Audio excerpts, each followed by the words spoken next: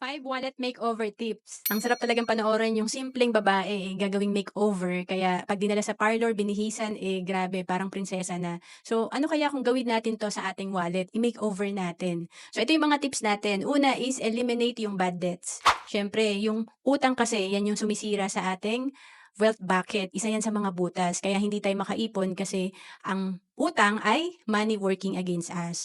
And pangalawa, avoid impulse buying. Siyempre, marami tayong gustong bilhin, lalo na kung bata pa tayo.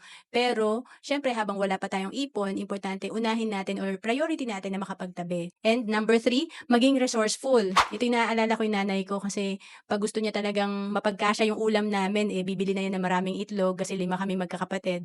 And talagang pag may itlog na yung ulam, dadami na yan at magkakasya na sa pamilya. So, maging resourceful lang tayo. Like ako, nung ako ay habang nagtatrabaho, habang nag-iipon pa, sa ukay-ukay muna ako bumibili kasi okay naman yung quality ng mga damit, kaya lang hindi gano'n kamahal. Pang-apat, build emergency fund. Siyempre kailangan talaga may emergency fund tayo kasi kung mawalan tayo ng trabaho, may magkasakit sa pamilya, may mahuhugot tayo at hindi natin kailangang mangutang. And pang-5, humanap ng part-time or online business.